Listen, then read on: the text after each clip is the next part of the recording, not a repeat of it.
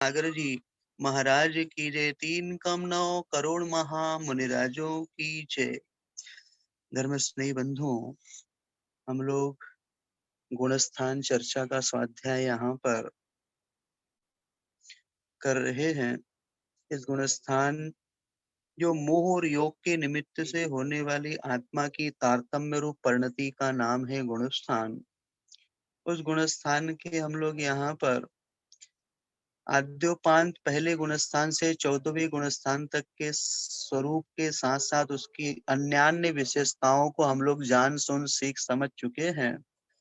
पुनः पुनरावर्तन हमारा हो रहा है इसी गुणस्थान चर्चा को लेकर के, जिसमें पुनः दूसरी बार पहला मिथ्यात्व, दूसरा सासाधन सम्यक, तो तीसरा सम्यक मिथ्यात्व, इन तीन गुणस्थानों की चर्चा हमारी अब तक हो चुकी। पिछले दो कक्षाओं के माध्यम से हम लोग अविरत सम्यक चतुर्थ गुणस्थान की चर्चा कर रहे हैं।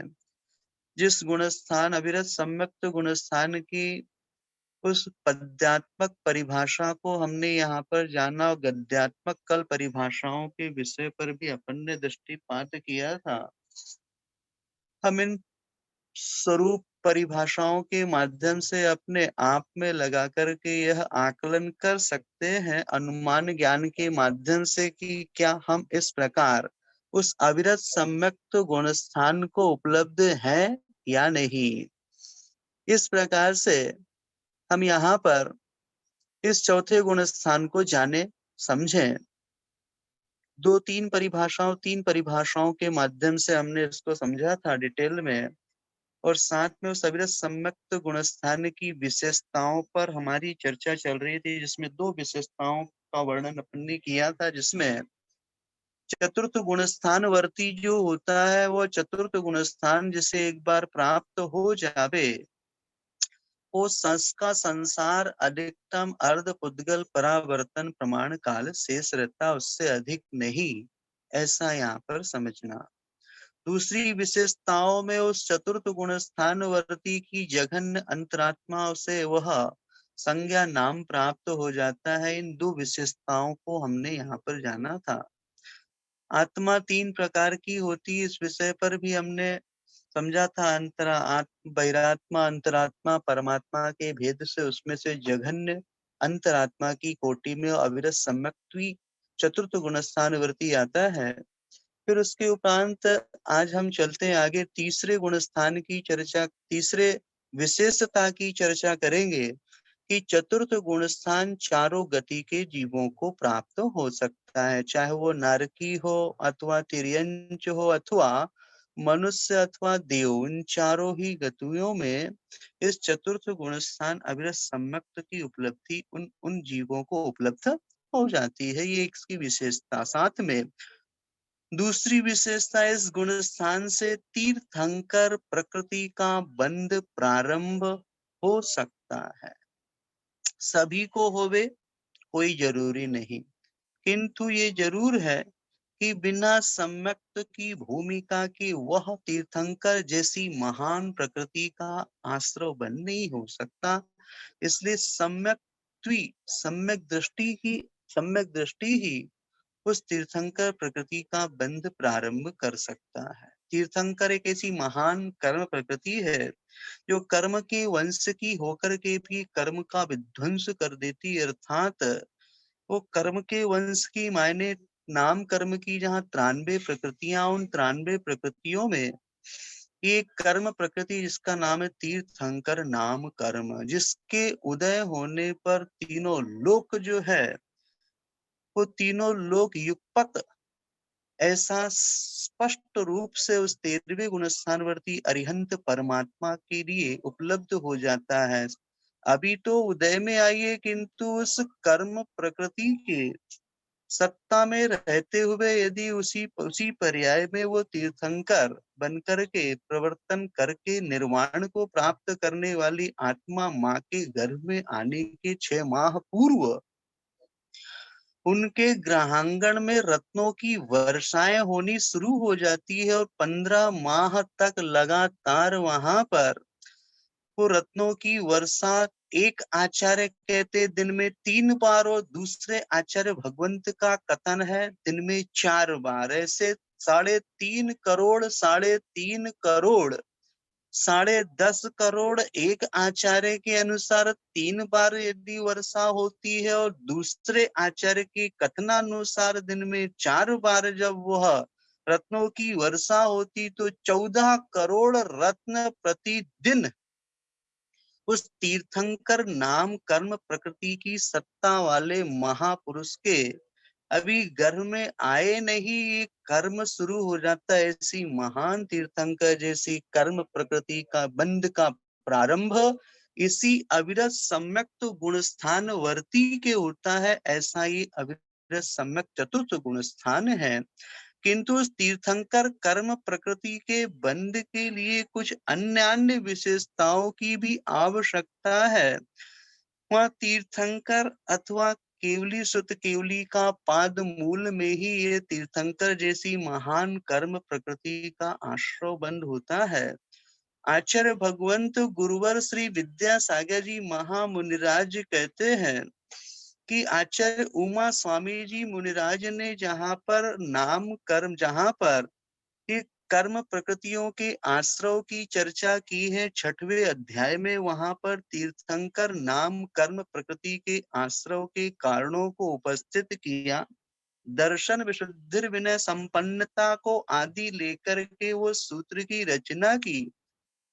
तो आचार्य भगवंत कहते हैं कि यहाँ पर आचार्य उमा स्वामी जी महामुनिराज ने तीर्थंकर केवली अथवा श्रुत केवली के पाद मूल की कोई भी यहाँ पर सूत्र में व्याख्या नहीं की, अर्थात उसके बिना भी, अर्थात सूत्र में जैसा इन 16 जो भावनाएं हैं, 16 कारण भावनाएं जिसे कहते हैं दर्शन विशुद्धि आदि, इन भावनाओं को भाने से भी वह तीर्थंकर जैसी महान कर्म प्रकृति का आश्रय बंद होता है। किंतु जब कर्म कांड को पढ़ते हैं तो आचार्य नेमीचंद जी सिद्धांत चक्रवर्ती स्पष्ट केवली दुगे इस पद का उन्होंने वहां पर प्रयोग किया, अर्थात तीर्थंकर जैसी महान कर्म प्रकृति का बंध केवली और शुद्ध केवली के पाद मूल में होता है।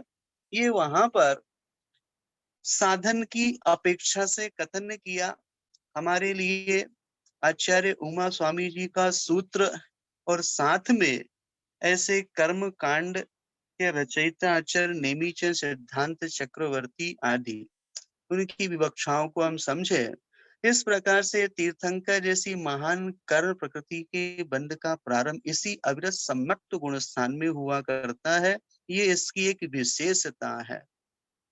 एक और विशेषता इस गुण स्थान में औपशमिक, छायोपशमिक एवं छायिक सम्यक्तों में से कोई एक सम्यक्तो हो सकता है। 3 प्रकार के सम्यक्तों की चर्चा आगे करेंगे इसी गुण स्थान में, जिसमें औपशमिक सम्यक्त्व, छायोपशमिक सम्यक्त्व और छायिक सम्यक्त में से कोई एक सम्यक्त्व होता है।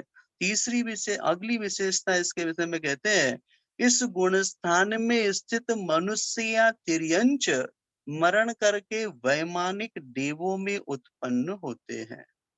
मनुष्य हो अथवा तिर्यंच हो, यदि उनका गुण स्थान चतुर्थ है जिसका नाम अविरत सम्यक्त्व है, मृत्यु होगी नियम से वो वैमानिक देव ही बनेंगे। ये इस अविरत सम्यक्त की विशेषता वैशिष्ट है।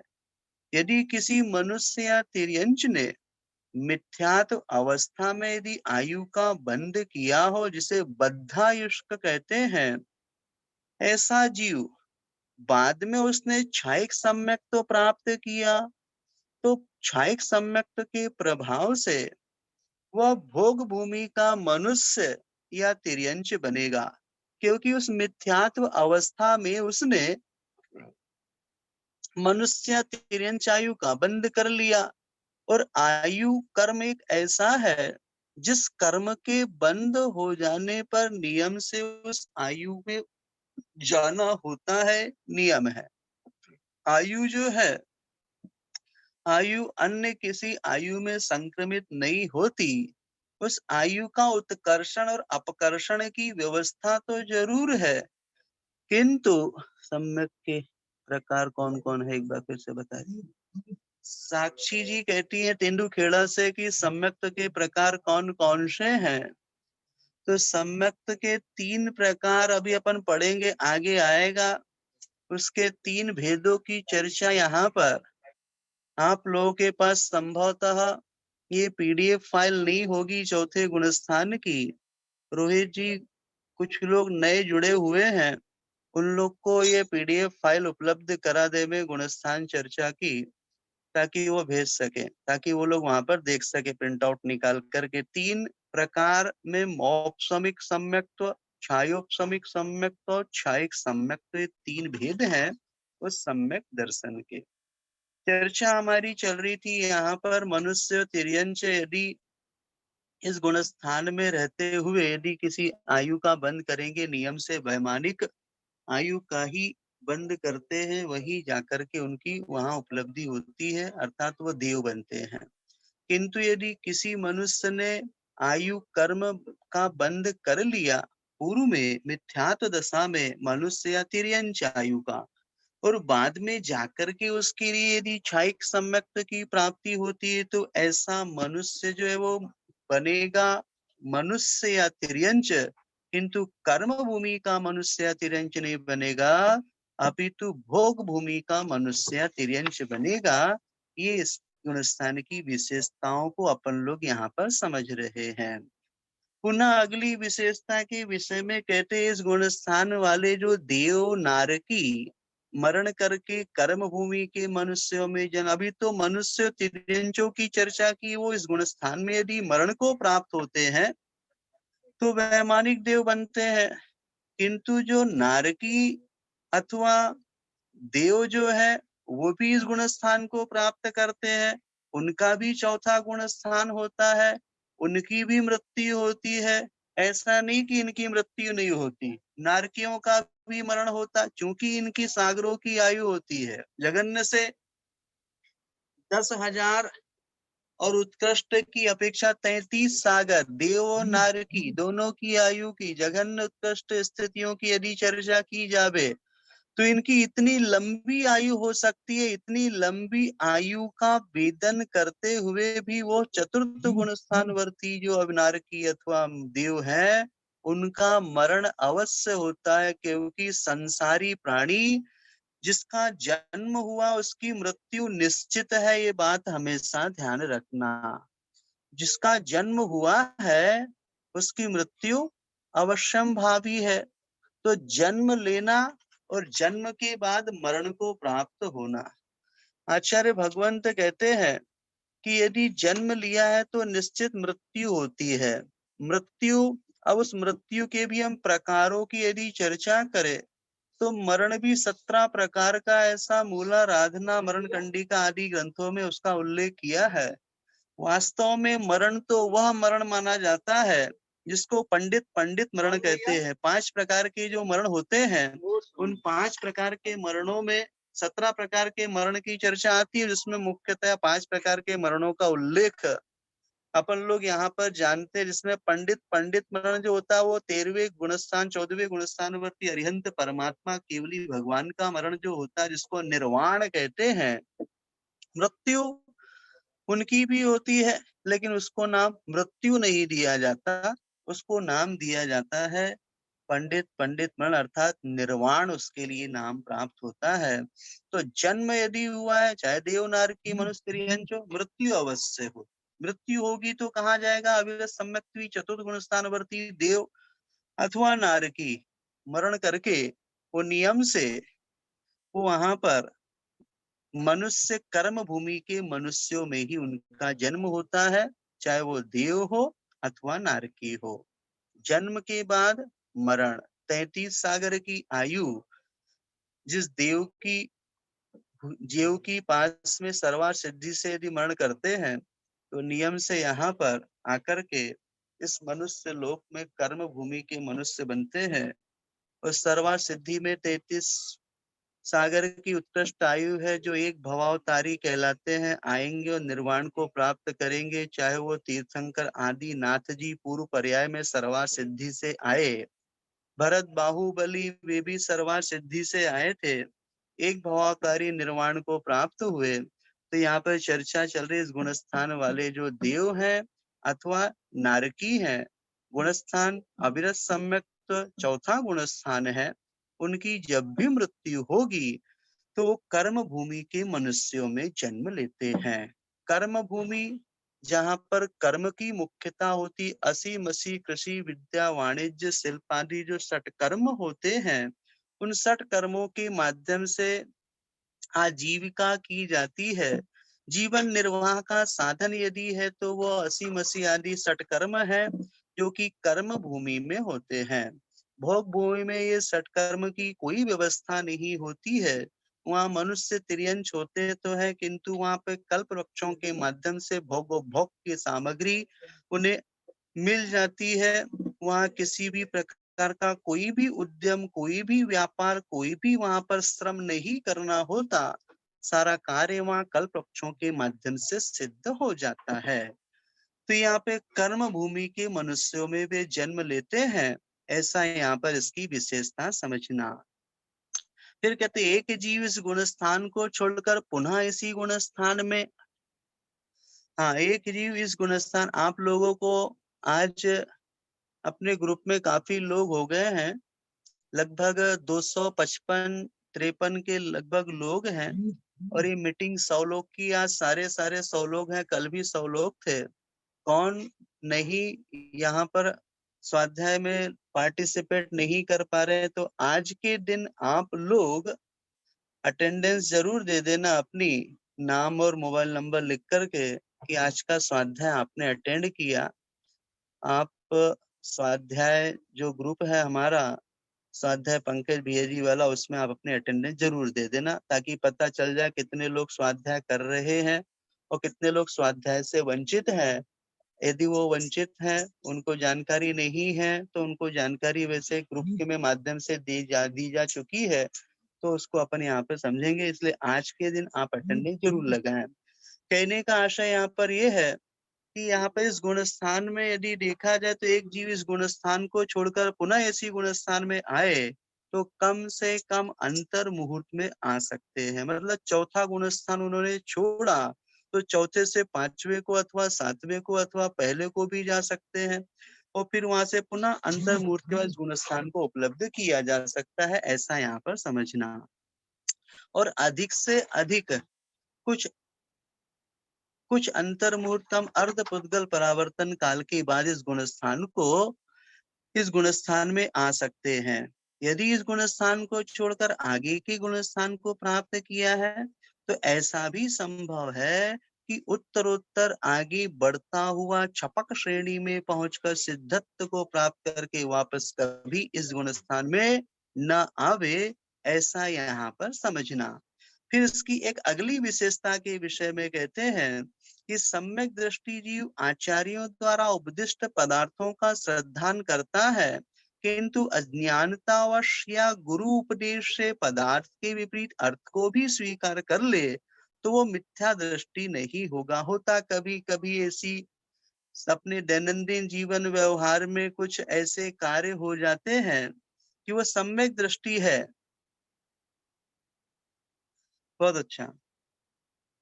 जो लोग उस ग्रुप से लेफ्ट हो गए हैं स्वाध्याय पंकज भैया वाले ग्रुप से, तो पर्सनली वो रोहित भैया के पास अपना व्हाट्सएप पर अपना मैसेज दे दे। रोहित भैया अपना नंबर दे दीजिएगा व्हाट्सएप वाला, ताकि वे लोग आपको सीधे सीधे वहां पर अटेंडेंस लगा देंगे। मंजू चोपड़ा, आप अपना रोहित भैया से संपर्क कर लीजिएगा। जो लोग नए हैं उन लोग उनसे संपर्क करके अपना उनको अटेंडेंस दे दीजिएगा आज की, ताकि पता चल जाए कौन लोग नए हैं, कौन लोग ग्रुप में हैं, स्वाध्याय कर रहे हैं।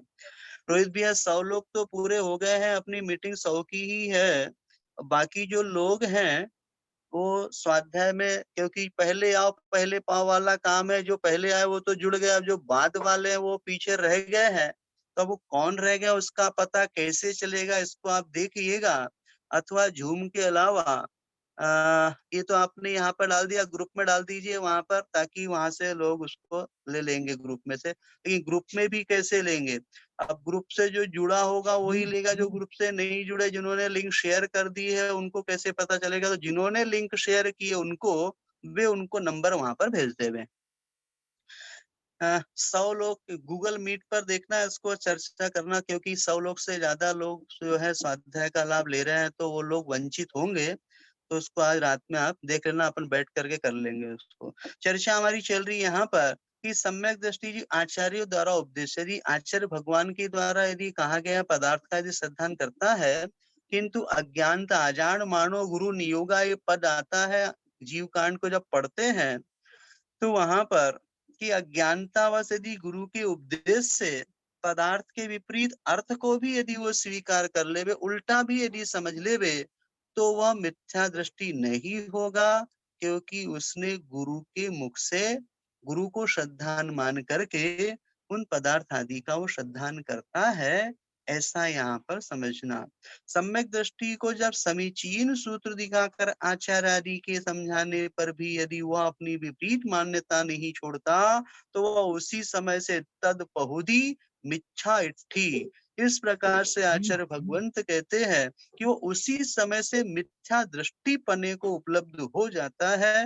हो सकता है कभी कभी हमारे लिए कुछ बातें जानने में आई, सम्यक दृष्टि था, लेकिन सम्यक दृष्टि होने के बाद यदि मान लीजिए कुछ विपरीतता उसके अंतरंग में प्रवेश कर जाती है, और यदि कोई उसे ग्रंथ दिखाता है कि देखो शास्त्रों में इस प्रकार से लिखा हुआ है, अब अपनी उस मिथ्या अवधारणा को छोड़ो और जिनवाणी में जो लिखा हुआ उसकी अवधारणा करो। यदि ऐसा कोई सूत्र दिखा करके यदि आपको समझाने का प्रयास करे, और यदि आप अपनी पुरानी हठग्राहिता को नहीं छोड़ते हैं, तो तद पहुदी मिच्छा इट्ठी, वो उसी समय से मिथ्या दृष्टि पने को प्राप्त हो जाता है। ऐसा यहाँ पर समझना।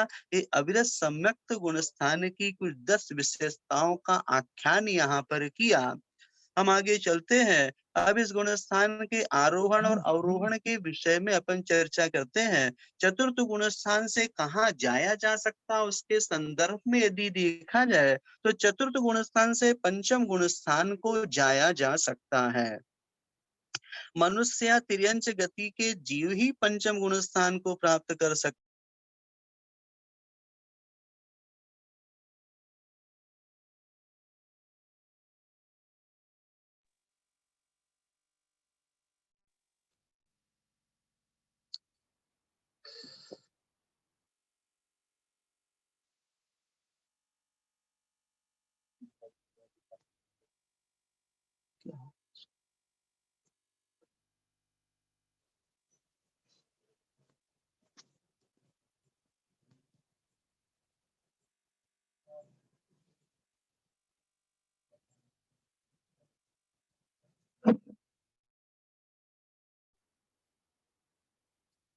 आवाज आ रही है रोहित भैया?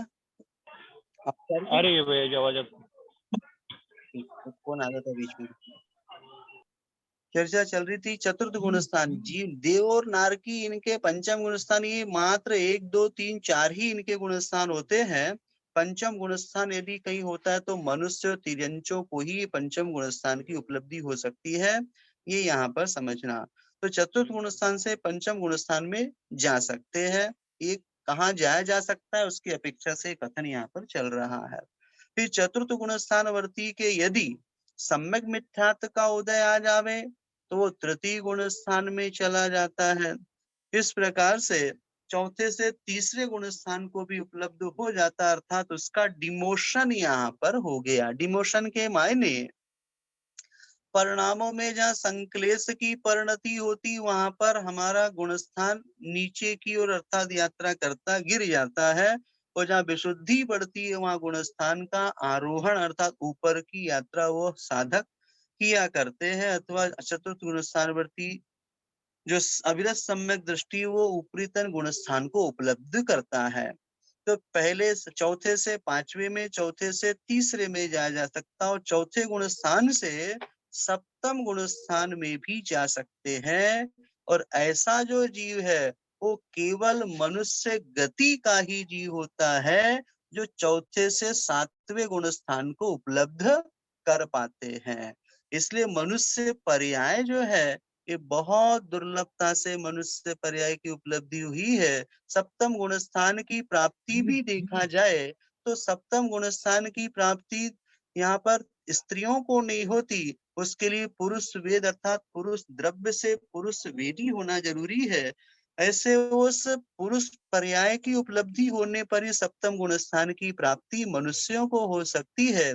इसलिए मनुष्य पर्याय बहुत दुर्लभता से मिली हुई है। उस मनुष्य पर्याय की दुर्लभता को जानते हुए अपनी इस पर्याय को सार्थक करने का प्रयास करना चाहिए। माँ जिनवाणी हमें पग पग पर एक नया रास्ता दिखाती है। माँ जिनवाणी को जब पढ़ते हैं तो हमें अपनी भूलों का एहसास होता है, हम कहाँ गलत जा रहे हैं उसकी जानकारी मिलती है। और गुरुओं के उपदेश के माध्यम से हमें अपनी पर्याय को सार्थक करने का उपदेश भी मिलता है। क्योंकि ये मनुष्य पर्याय आज मिली, हो सकता भविष्य में वो मिले या ना मिले। इसलिए इस पर्याय की सार्थकता इसी में है कि हमें अपने निज वैभव को उपलब्ध करने का प्रयास करना है। क्योंकि पंचम काल में वो निर्वाण की प्राप्ति नहीं होगी तय बात है। पंचम काल में अभी वर्तमान में न कर्मों का क्षय हो सकता है, लेकिन फिर भी उस क्षय की भूमिका क्या बाद में सम्यक दृष्टि हो सकता है। हाँ, मरने के हो सकता बाद में सम्यक दर्शन प्राप्त हो जाए, कोई बाधा नहीं है। अभी यहाँ पर मृत्यु हुई, मृत्यु होने के बाद अन्य किसी गति में सम्यक दर्शन की प्राप्ति हो सकती है, लेकिन सम्यक दर्शन की प्राप्ति के लिए कुछ योग्यता, कुछ एबिलिटी की आवश्यकता होती है। उसके लिए संगी पंचेंद्री पर्याय का प्राप्त करना भव्य होना चाहिए, जागृत अवस्था वाला होना चाहिए आदि कुछ उसकी योग्यताएं हैं। उन योग्यताओं को की उपलब्धि होने पर ही सम्यक दर्शन की प्राप्ति होती है। किंतु वर्तमान में यदि हमारे पास मनुष्य पर्याय की उपलब्धि है, सच्चे देवसास गुरु का सानिध्य यदि हमको मिला है, हम बीतराग भगवान के कुल में यदि जन्मे हुए हैं, ऐसे श्रवणों का उपदेश यदि हमको मिलता है, तो नियम से हमें अपने परिणामों को विशुद्ध बनाने का मार्ग, चारित्र को उपलब्ध करने का सतत प्रयास करते रहना चाहिए। इंद्रियों के, पंचेंद्रिय के विषयों के प्रति जिसकी आसक्तियां हुआ करती है, वे कभी भी ऐसी चारित्रिक ऊंचाइयों का स्पर्श नहीं कर पाते। क्योंकि ये नियम है कि साधकों की संगति में रहने पर ही साधक पने की उपलब्धि हुआ करती है। और ये आचरण की प्राप्ति, आचार्य परमेष्ठी की उपासना, उनका गुणानुवाद, उनकी स्तुति, उनकी भक्ति करने से प्राप्त होती है। इसलिए 16 कर्ण भावनाओं की जयमाल जब पढ़ते हैं तो वहां पर उसमें एक पद दिया है, जो आचार्य भक्ति करे है सो निर्मल आचार धरे है। निर्मल आचार के मायने कोई ब्रांडेड निर्मल आचार की बात नहीं है जिसको आप कहते अचार, जो भोजन पान में अचार का प्रयोग किया जाता है, किंतु आचार के मतलब आचरण की प्राप्ति, निर्मल आचरण की उपलब्धि जो होती है, जो आचार्य भक्ति करे, आचार्य परमेष्ठी की स्तुति वंदना भक्ति गुणानुवाद गाने से वो निर्मल आचरण, जिसको हम कहते हैं चारित्रिक ऊंचाइयां या चारित्र की उपलब्धि। और वर्तमान इस पंचम काल मनुष्य पर्याय में रत्नत्रय की साधना आराधना की जा सकती है।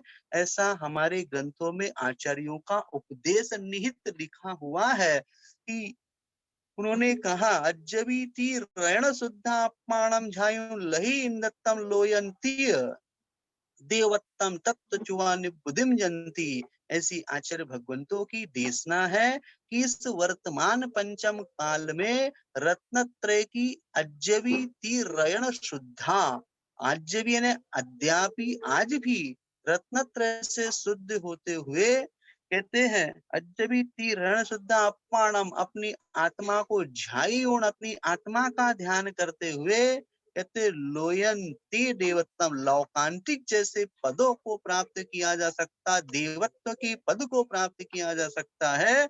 और तत्व चुआ वहां से च्युत होकर के फिर निर्वाण को भी प्राप्त किया जा सकता है। ऐसा आचार्य भगवंतों का उपदेश है। इसलिए चारित्र, आज की चर्चा कुछ अंश आपको बताएंगे। आचार्य भगवंत सुबह भक्ति के बाद में आचार्य वर्धमान सागर जी दक्षिण वाले, उनका संग आया 18 पिछी है वहां पर। उन 18 पिछियों के प्रति भी देखो आचार्य भगवंत की कितनी करुण दृष्टि है। कई साधक उनके पास आए दीक्षा के लिए, लाभान्वित नहीं हो पाए। उन्होंने अन्यत्र आचार्य वर्धमान सागर जी से दीक्षा ली और दीक्षा लेकर के आचार्य वर्धमान सागर जी सम्मेद शिखर की यात्रा करते हुए नेमावर में यहाँ पहुंचे पूर्व के दिन, बुधवार के दिन। और यहाँ पर पहुंचने के उपरांत सारा संघ गया था आगवनी की, आए आचार्य भगवंत के पास, उनका समाचार विधि हुई। सभी साधुओं ने आचार्य भगवंत की आचार्य वंदना, सिद्ध श्रुत और आचार्य भक्ति पढ़ करके की। शिष्यों ने आशीर्वाद ग्रहण किया और उसके उपरांत आहार आदि चर्या हुई। आज सुबह आचार्य भक्ति हुई। भक्ति के उपरांत कमरे में ही भक्ति हुई आज की, बाहर नहीं आए। थोड़ा सा गुरुजी की सर्दी वगैरह का थोड़ा सा प्रकोप होने की वजह से आज बाहर नहीं निकले, अंदर ही भक्ति हुई। और भक्ति के बाद आचार्य महाराज ने 28 मूल गुणों की साधना के संदर्भ में सभी साधुओं को अवगत कराया। क्योंकि वे अपने शिष्यों को तो इन बातों को सदैव बताते रहते हैं, किंतु उनकी करुणामयी दृष्टि की ओर यदि देखा जाए तो कितना विशाल हृदय है हमारे आचार्य भगवंत गुरुवर श्री विद्यासागर जी महाराज का। कितनी उदारता है उनकी कि उन्होंने उस विषय को यहाँ पर कहा कि 28 मूल गुणों की परिपालना करते समय एकमात्र इन सब का परिपालना अहिंसा धर्म की मुख्यता है। हम जितने भी व्रतों का, चाहे 28 मूल गुणों में मूल तो 5 महाव्रत हैं, अहिंसा महाव्रत आदि आदि, इन सारे सारे महाव्रतों में एकमात्र यदि कोई मुख्य यदि व्रत है तो वो है अहिंसा। और वो अहिंसा की उपलब्धि के लिए पंचेंद्रिय के विषयों से जितनी विरक्ति होगी उतनी हमारी अहिंसात्मक परिणति की उपलब्धि हमारे लिए होगी, आदि आदि।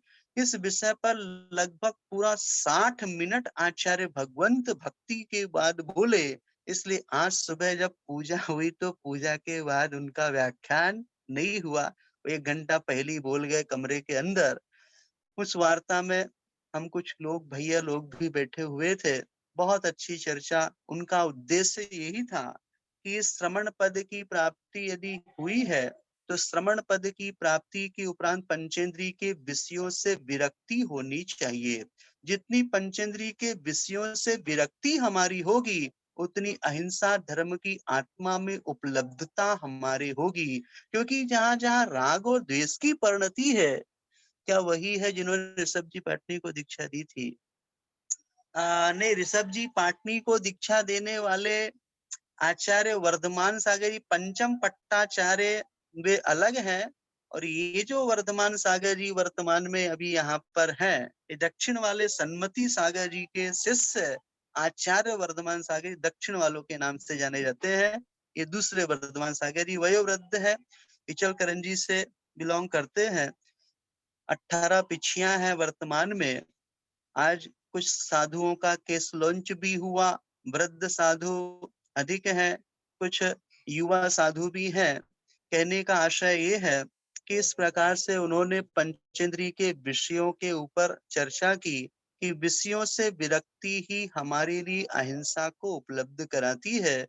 अपनी चर्चा यहाँ पर चल रही थी कि यहाँ पर मनुष्य पर्याय इस चतुर्थ गुण स्थान से सप्तम गुण स्थान में भी जा सकते हैं। और ऐसा जीव यदि है तो वह केवल मनुष्य ही है, और उस मनुष्य गति में ही सप्तम गुण स्थान को उपलब्ध किया जा सकता है। ये पूरी संपूर्ण 84 लाख योनियों की यदि हम चर्चा करें तो 83 लाख, हमारे भाई साहब कहते थे, पवन कमल भाई साहब, कि 83,99,999 योनियों में संयम की सुगंध भी नहीं है। यदि वास्तव में संयम की सुर भी यदि कहीं है तो वहां मनुष्य पर्याय में ही है। और मनुष्यों में भी उन्हें ये उपलब्ध होता है जिनके पास पुण्य होता। बिना पुण्य के कहते ये सब उपलब्धियां नहीं होती। भी गुना में दीक्षा में होती इनके। हाँ जी हाँ, अभी गुना में दीक्षा हुई थी, आचार्य वर्धमान सागर जी महाराज ने 4 दीक्षा दी थी। उसमें उन्होंने 4 मुनिराजों में एक नाम मुनि श्री निर्दोष सागर जी और एक नाम मुनि श्री निर्लोभ सागर जी, ऐसे उन्होंने 2 नाम रखे।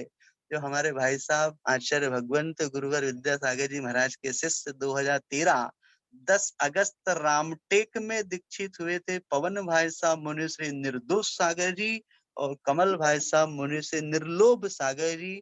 तो ये गुना में जो दीक्षा हुई थी अभी कुछ समय पूर्व, वहां पे ये नाम रखे थे, वही वर्धमान सागर जी महाराज।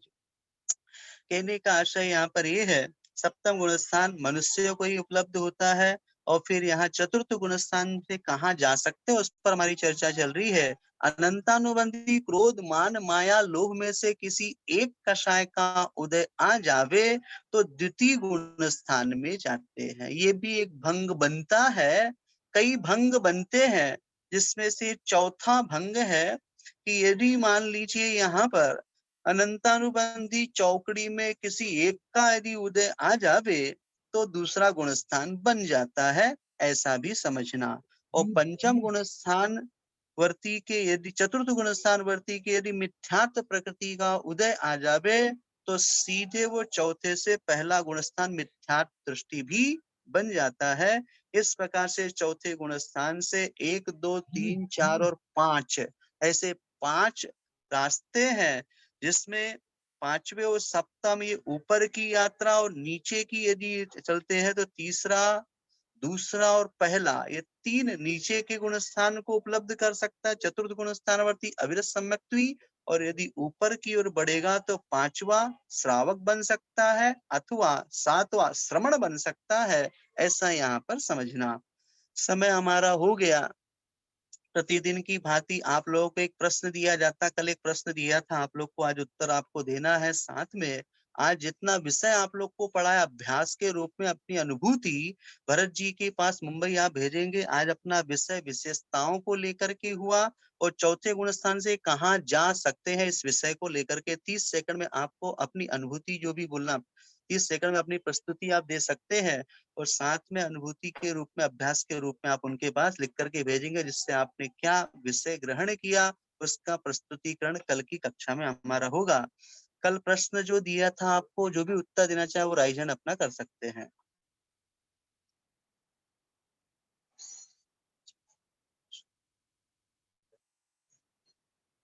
चैतन्य शाह, इनको कीजिए अनम्यूट। चैतन्य शाह।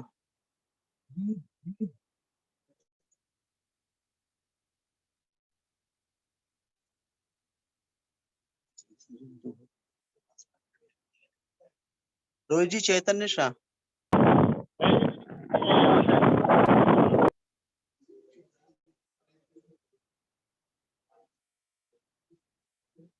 रोहित भैया आवाज नहीं आ रही।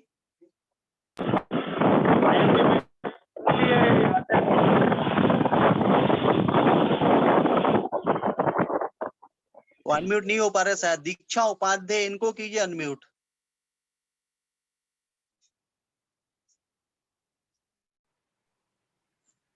वंदना भैया जी। जय जिनेन्द्र, बोलिए। शुद्ध पर्यायार्थिक नए किसे कहते हैं? शुद्ध पर्याय ही जिसका प्रयोजन हो उसको शुद्ध द्रव्य पर्यायार्थिक नए कहते हैं।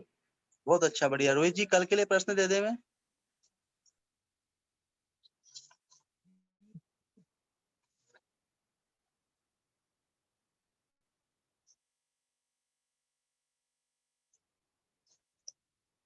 कल के लिए प्रश्न है आपके, शुद्ध पर्यायार्थिक नय का विषय क्या है? इसका उत्तर है कि धर्म द्रव्य, अधर्म द्रव्य, आकाश द्रव्य, काल द्रव्य, सिद्ध जीव द्रव्य और परमाणु रूप पुद्गल द्रव्य शुद्ध द्रव्य है। अतः इनकी पर्याय भी शुद्ध है और ये पर्याय शुद्ध पर्यायार्थिक नय की विषय है। इस प्रकार से इसका उत्तर आप लोग को कल की कक्षा में देना है। हम चलते आगे। प्रतिदिन की भांति छोटी सी शिक्षा अपनी कथा को यहाँ पर पढ़ेंगे, उसको आप सुनिए और उसने अनुभूति आपने क्या शिक्षा ग्रहण की इसको भी आपको भरत जी के बाद मुंबई भेजना है। कथा का शीर्षक है उपदेश का प्रभाव। कहते एक सेठ जी की पुत्री मुनि महाराज जी के दर्शन करने गई मुनि महाराज 5 पापों पर धर्मोपदेश दे रहे थे, वह पुत्री भी 5 पापों का वर्णन सुन रही थी। तभी मन पवित्र कर उसने उन 5 पापों का त्याग कर दिया और 5 अणुव्रत लेकर घर आ गई। घर आकर व्रत लेने की बात अपने पिताजी से कह सुनाई। पिताजी नाराज हो गए और कहा कि मेरी आज्ञा के बिना मेरी पुत्री को व्रत देने वाले मुनि कौन होते हैं? और अपनी पुत्री से व्रत छोड़ने की बात कही पर वह नहीं मानी। तब दोनों मुनि महाराज के पास जाते हैं। तब देखते हैं कि रास्ते में एक व्यक्ति को सूली पर चढ़ाया जा रहा था। पुत्री ने उसे देखकर पिता से पूछा, पिताजी इसे सूली पर क्यों चढ़ाया जा रहा है? पिता ने कहा, इसने अपने एक साथी की हत्या की है तो इसे फांसी दी जा रही है। पुत्री ने कहा, जो हिंसा इस लोक में सूली और दुख देने वाली है और परलोक में नरक गति का कारण है, अतः हिंसा नहीं करना चाहिए। पिताजी यह व्रत जो बहुत अच्छा है, मैंने हिंसा पाप छोड़ दिया तो क्या बुरा किया? वो अपने पिता से कहती। कौन कह रही है? बेटी कह रही है। पिता ने कहा, अच्छा बेटी यह व्रत रख ले। अब पिता मान गए, किंतु शेष 4 को छोड़ दे। कुछ आगे और चले तो देखा कि एक पुरुष की जीभ काटी जा रही थी। बेटी ने पूछा, पिताजी इसकी जीभ क्यों काटी जा रही है? पिताजी ने कहा, बेटी इसने झूठ बोला था, उसी कारण उसे सजा दी जा रही है। बेटी ने कहा, झूठ बोलने वाले का कोई विश्वास नहीं करता और राजा भी दंड देता है, परलोक में भी दुर्गति होती है, तो झूठ बोलने से बचना चाहिए। पिताजी ये व्रत लेकर मैंने क्या बुरा किया? पिता ने कहा, अच्छा ये भी रख लो, किंतु शेष 3 छोड़ दो। कुछ और आगे चलकर देखा कि एक पुरुष को पुलिस वाले हाथ में हथकड़ी बांधे ले जा रहे हैं। बेटी ने पिताजी से पूछा, इसने क्या किया है? पिता ने कहा, इसने चोरी की है, ये चोर है, इसलिए इसके हाथ काटने को पुलिस इसे ले जा रही है। बेटी ने कहा, बेटी ने कहा, देखो तो चोरी करने से इस लोक में दंड मिलता और परलोक में भी दुर्गति प्राप्त होती है। यही चोरी छोड़ना तो मेरा तीसरा व्रत है पिताजी। अच्छा इसे भी रख ले। 2 मुनि महाराज को वापस कर देना। और आगे चलकर देखा तो एक पुरुष के हाथ में पैर काठ में फंसाए जा रहे। बेटी ने पूछा, इसने क्या किया? पिताजी ने कहा, इसने पर स्त्री सेवन किया, उसी अपराध में ये सजा दी जा रही है। बेटी ने कहा, जिस कुशील पाप से व्यभिचारी का मन सदा भ्रांत रहता, लोगों को दुर्गति का दंड भोगना पड़ता, वह तो छोड़ना ही चाहिए। पिताजी ने कहा, ये व्रत भी रख ले, बाकी अब एक तो वापस कर देना। आगे देखा तो पुलिस वाला एक पुरुष को पकड़े लिए जा रहा था। बेटी ने पूछा, इसे क्यों पकड़े हुए? पिता ने कहा, इसने अत्यधिक धन एकत्रित किया है। बेटी ने कहा, धन कमाने, जोड़ने, रखने, रखवाली करने में कष्ट है, तृष्णा बढ़ती है, लोभी कहता है अतः दुख उठाता, लोभी कहलाता है अतः दुख उठाता रहता है, और अधिक परिग्रह नरक आयु के बंध का कारण आता है। ऐसे परिग्रह पाप को मैंने त्याग दिया तो क्या बुरा किया? पिता ने कहा, ठीक है यह व्रत भी रख ले। इस तरह हिंसादि पापों की बुराई का विचार करते रहना चाहिए। उसके पिता ने भी मुनिराज के समक्ष पापों को बुरा जानकर मुनिव्रत धारण कर आत्म कल्याण किया। इसी तरह हम सभी को आत्म कल्याण के मार्ग पर बढ़ना चाहिए। इस कथा से शिक्षा हमको ये ग्रहण करनी है कि नियम से परीक्षा होती है। इसकी जो नियम उस बेटी ने लिया था, उस नियम की नियम से परीक्षा होती है, अतः लिए हुए नियमों का दृढ़ता से पालन करना चाहिए। ये इस कथा की शिक्षा हम लोगों को यहाँ से ग्रहण करनी है इस कथा को पढ़कर सुनकर आपने क्या शिक्षा ग्रहण की, वो शिक्षा रूपी अनुभूति भी आप भरत जी के पास में भेजेंगे। अब जो लोग कल के विषय को 30 सेकंड में बोलना चाहे वो अपना राइजन कर सकते हैं। रोहित जी देखें। मंजू मोदी जी नागपुर से, इनको अनम्यूट कीजिए भैया।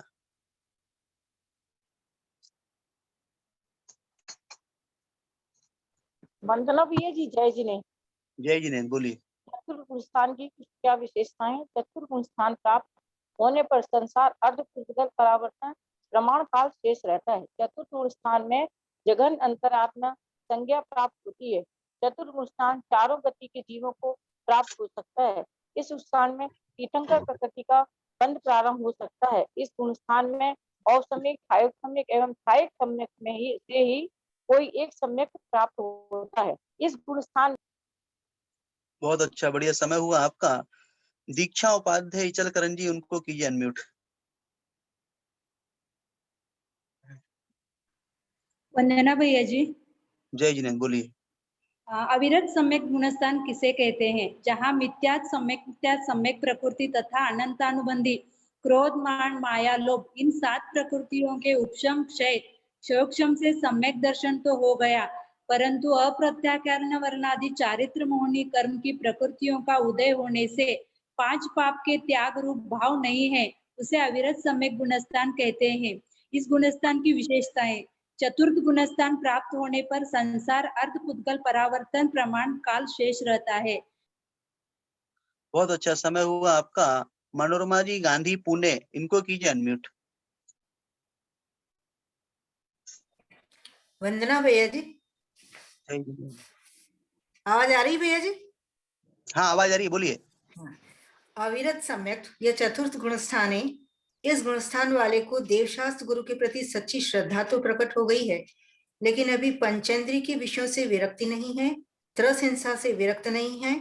जहाँ 7 कर्म प्रकृतियों के उपशम क्षय और क्षयोक्षम से सम्यक दर्शन तो प्रकट हो गया है, परंतु अप्रत्याख्यान वर्णादि सम्यक चारित्र मोहनी कर्म प्रकृतियों का भी उदय है, इसलिए 5 पाप के त्याग रूप भाव नहीं है। बहुत अच्छा, बढ़िया। शर्मिष्ठा बीशा मुंबई से, इनको कीजिए अनम्यूट। वंदना भैया जी। जय जी ने। अविरत सम्यक गुणस्थान किसे कहते हैं? जहाँ देव शास्त्र गुरु के प्रति सच्ची श्रद्धा तो प्रकट हो गई है, परंतु एक देश या सर्वदेश किसी भी प्रकार का व्रत नहीं हुआ हो, उसे अविरत सम्यक गुणस्थान कहते हैं। उसकी विशेषताएं: चतुर्थ गुणस्थान प्राप्त होने पर संसार सीमित हो जाता है, मात्र अर्थ पुद्गल परावर्तन काल शेष रहता है। चतुर्गुण स्थान से जगन्य अंतरात्मा संज्ञा प्राप्त होती है। चतुर्गुण स्थान चारों गति के जीवों को प्राप्त हो सकता है। बहुत अच्छा, बढ़िया। रोहित जी भरत जी को अनम्यूट कर दीजिए, वो अपनी प्रस्तुति लोगों के द्वारा भेजेगी, उसको यहाँ पर उपस्थित करेंगे। भरत जी।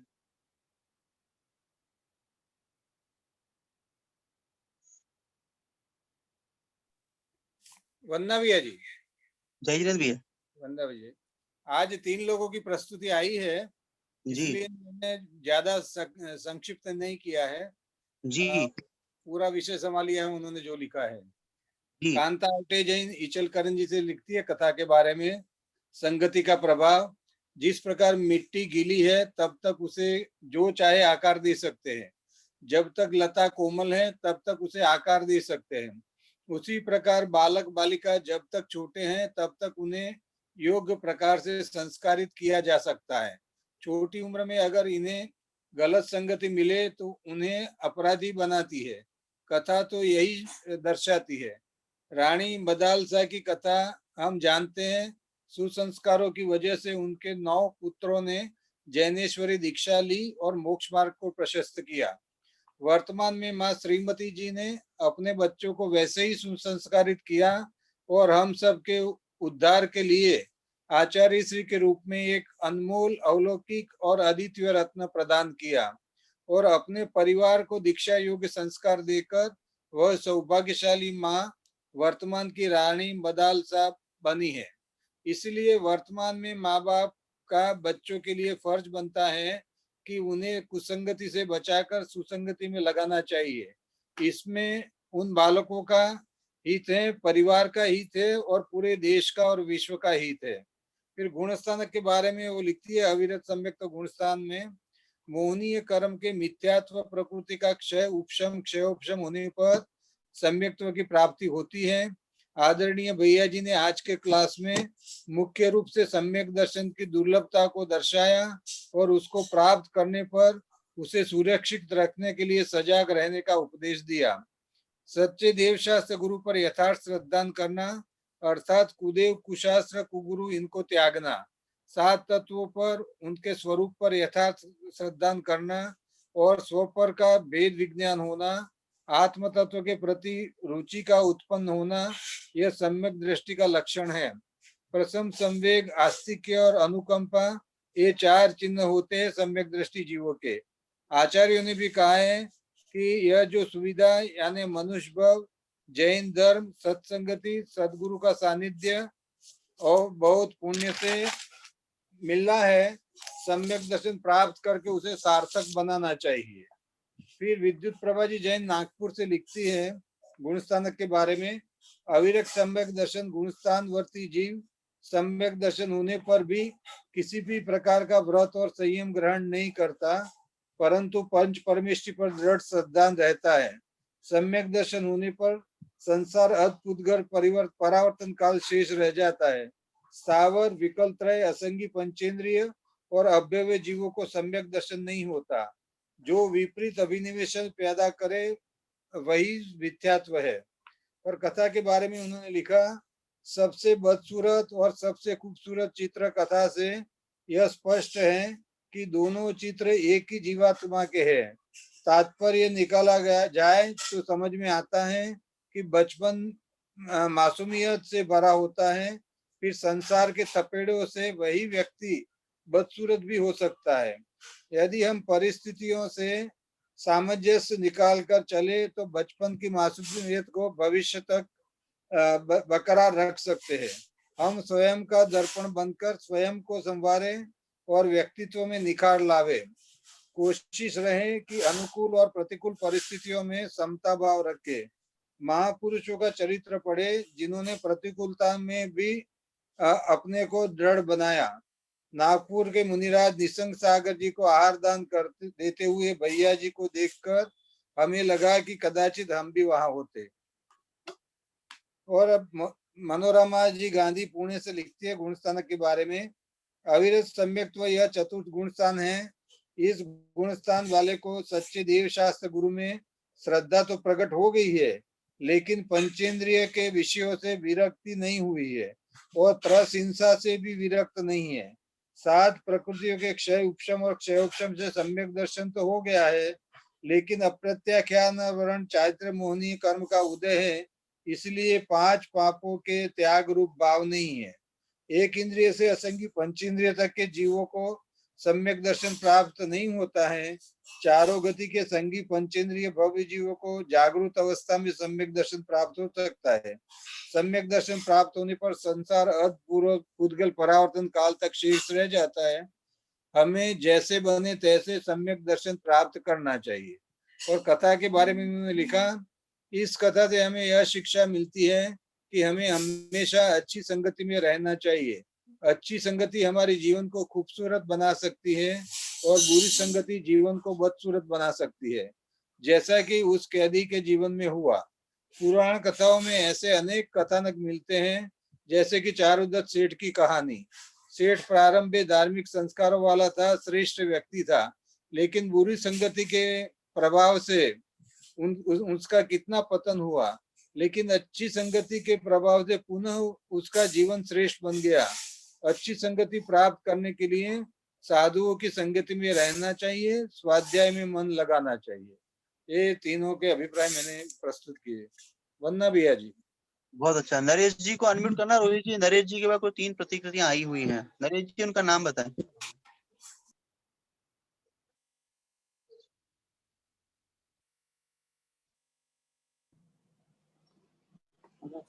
वंदना भैया जी। जय जिनेन्द्र, बोलिए। सॉरी भैया जी, मेरे पास आई थी वो प्रतिक्रिया में भेज नहीं पाया। अच्छा, अभी हमने देखा खोल के तो अभी दिखी, तो मैं पढ़ के सुना देता हूँ। नाम बताइए पहले तो तीनों के, समय अपना हो रहा है मिट्टी का। अर्चना बागले मालगांव, जी, अर्चना बागले मालगांव। और दूसरी प्रतिक्रिया पे ना नाम लिखा, ना जगह का, ना उनका खुद का नाम लिखा है उन्होंने। तो इनका मैं पढ़ के दूं क्या, पढ़ के सुनाऊं क्या भैया जी? लाइट क्या हुआ, आवाज नहीं आ रही भैया जी।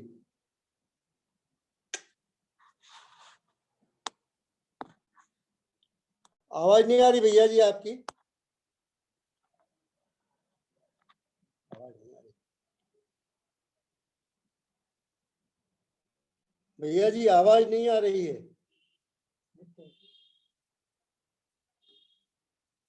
अच्छा, इस कथा से हमें ये शिक्षा मिलती है बोलिए। कि संगति का हमारे जीवन में असर पड़ता है। अच्छी संगति का फल अच्छा और बुरी संगति का फल बुरा मिलता है। इसलिए हमें सत्संगति में रहना चाहिए और अपना जीवन सफल बनाना चाहिए। हमें यह गुणस्थान स्वाध्याय फिर से करने का बहुत आनंद आ रहा है और फिर से गुणस्थान सीखने और समझने का मौका मिल रहा है और आत्मा की उन्नति करने का मौका मिल रहा है। इसलिए हम भैया जी को शत शत वंदन करते हैं, नमन करते हैं।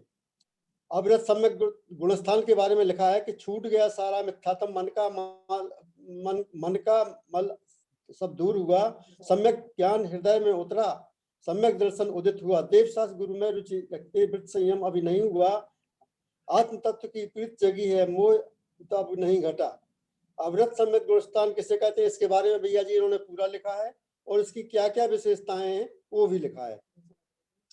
दूसरा किसका है ये?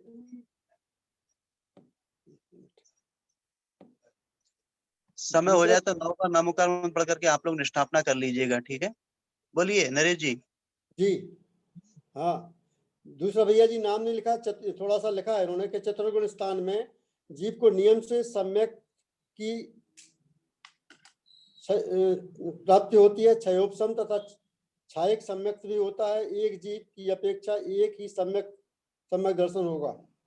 अविरत सम्यक दृष्टि जीव पर पदार्थों में इष्ट मित्र कल्पना, बस इतना ही लिखा है उन्होंने भैया जी, सही नहीं लिखा क्या लिखा है। मैं बुद्धि पूर्वक आदि छोड़ नहीं सकता, स्थावर जीवों को मरने और भावों को। आप आगे बढ़िए, छोड़िए उनको। हाँ बस अब नहीं है भैया जी, बस एक ही था, सही एक था भैया जी, बस हो गया। हाँ दो थे, माने एक में नाम नहीं लिखा है न जगह का नाम लिखा है। बंदना भैया जी, ठीक है।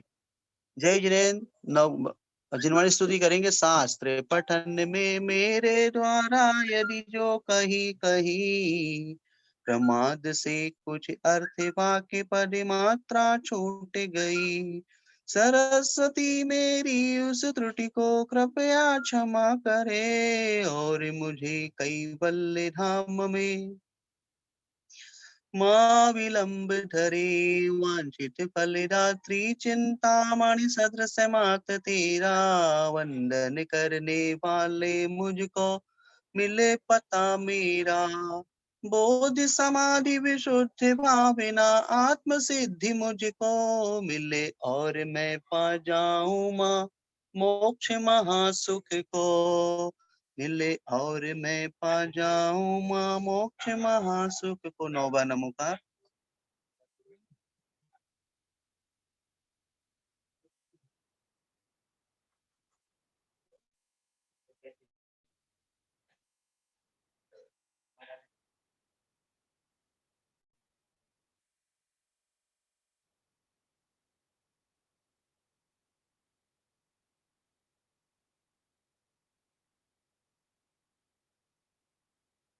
सभी को जय जिनेन्द्र, शुभ रात्रि। रोहित जी को अपनी अटेंडेंस भेज दीजिएगा, आज आपने स्वाध्याय किया है। उनका ग्रुप में नंबर आ गया होगा, रोहित साजने पुणे।